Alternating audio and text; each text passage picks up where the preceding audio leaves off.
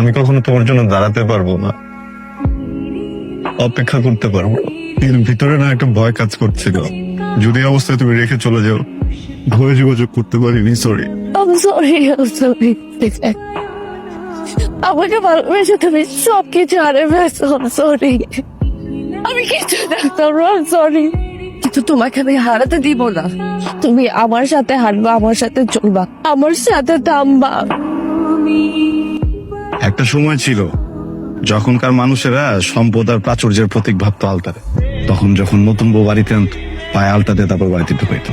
আজকে আমার বিয়ে নাকি? আজকে কেন বিয়ে হবে? বিয়ে তো পৃথিবীতে আসার আগে হয়ে গেছে। এখন হইতেছে পৃথিবীর আনুষ্ঠানিকতা পালনের জন্য কয়েকটা মানুষ দাওয়াত দেয়। ইস, ঢং তোমার। কি আমার বার্থডে আর তুমি আমার একটাবার উইশ পর্যন্ত করো নাই তানভীর। কি বলো, হ্যাপি বার্থডে? আজ কোনো নোটিফিকেশন পেলাম না। নোটিফিকেশন লাগবে এখন তোমার? হ্যাঁ লাগবেই তো। অন্য মেয়েদের তো বার্থডে তো উইশ করতে তো প্রোফাইলে তো ভরায় ফেলো, আর আমার তোমার নোটিফিকেশনও লাগবে। আচ্ছা ঠিক আছে, বার্থডে তো চলো আমরা সেলিব্রেট করি।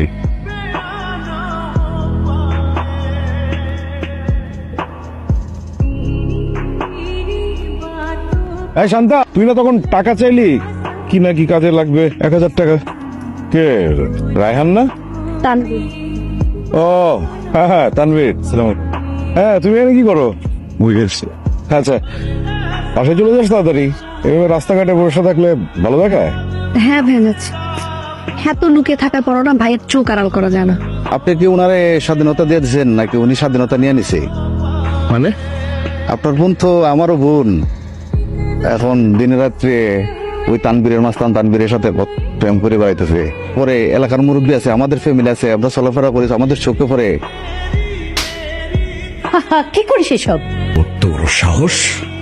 বার করে নিষেধ করার পরেও ওই ফালতু ছেলেটার সাথে ওর টাইম ওয়েস্ট করতে হবে। কারো কোনো কথায় ওর কোনো কাজ হচ্ছে না। ঠিক আছে, যা করার আমি করবো এখন। ছি ছি ছি ছি, শান্তা, তুই কোন ফ্যামিলির মেয়ে? এরকম একটা ফ্যামিলির মেয়ে হয়ে ওই ছেঁচড়া মাস্তারের সাথে দিনের পর দিন তুই ঘোরাফেরা করছিস। লোকজন কি বলছে করিস? তোর নিজের কাছে নিজের লজ্জা লাগা? ভাইয়া তানভীর এরকম ছেলে না। ও কিরকম ছেলে সেটা তুমি আমাকে শেখাতে আসবে না। এই, তুই তো রুমে যা তো, বড়দের সাথে তর্ক করতে না, যা। আমার তোমার ব্যাপারে সবচেয়ে অ্যাট্রাকটিভ যে বিষয়টা লেগেছে সেটা হচ্ছে তোমার কনফিডেন্স লেভেল। বাট এই যুগে শুধু কনফিডেন্স দিয়ে কোনো কিছু করা যায় না কিন্তু ভাইয়া। পায়ের নিচে যদি শক্ত মাটি না থাকে, কনফিডেন্স কোনো কাজে আসে না। সো আমার মনে হয় তোমার নিজের লাইফ নিয়ে এখন কনস্ট্রাকটিভ কিছু ভাবনা ভাবা উচিত। আমার মনে হয় তুমি বেটার ব্যবসা ট্রাই করো, করার চেষ্টা করতে থাকলে। In the mean time Shanta আসো, শান্তা বাইরে থেকে ওর মাস্টার্সটা কমপ্লিট করে আসলো। আমি বিদেশ যেতে চাই না ভাইয়া। আরে তুই তো সবসময় কথা না বুঝে মাঝখান থেকে কথা বলিস। আমি যে কারণে কথাটা বলেছি যে তুই যদি বাইরে থেকে মাস্টার্সটা কমপ্লিট করে আসিস, একটা ভালো জায়গায় বেটার একটা জব করিস, তখন দুজন মিলে যখন সংসারটা চালাবি সেটা অনেক কমফোর্টেবল হবে না? আমি তানভীরের যে কোয়ালিটিটা ইনভেন্ট করেছি সেটা হচ্ছে যে ওর কোনো কিছুতে লেগে থাকার একটা ক্ষমতা।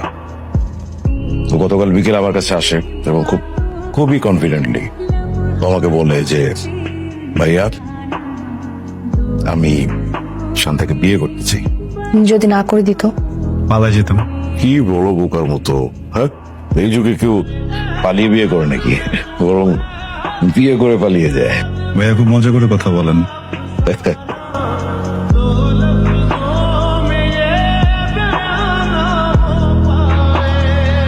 মা, এয়ারপোর্টে তো আসলে তুমি ভিতরে ঢুকতে পারবে না।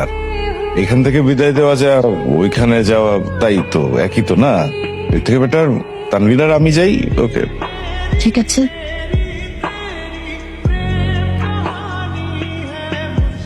হ্যালো। কি করো? কি করি?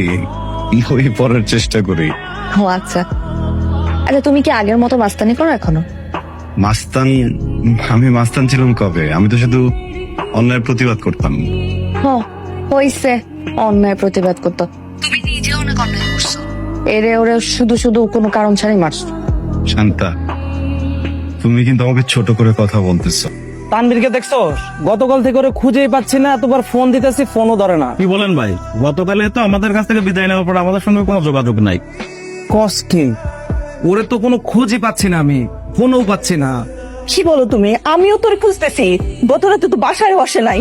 কি বলেন এগুলো? আমি তো ভাবলাম আন্টি যে আপনি বাসায় আছেন, আপনি সবকিছু জানেন। বাবা, তুমি যদি ওর খোঁজ পাও আমাকে একটু দিও তো, আমি তোর জন্য টেনশনে মারা যেতেছি। আচ্ছা আন্টি, আমি খুঁজে দেখছি, আমি পাওয়া মাত্রই জানাবো। প্রীতি, তানভীরের কোনো খোঁজ পেলি? না রে দোস্ত, ওর তো কোনো খোঁজই নাই।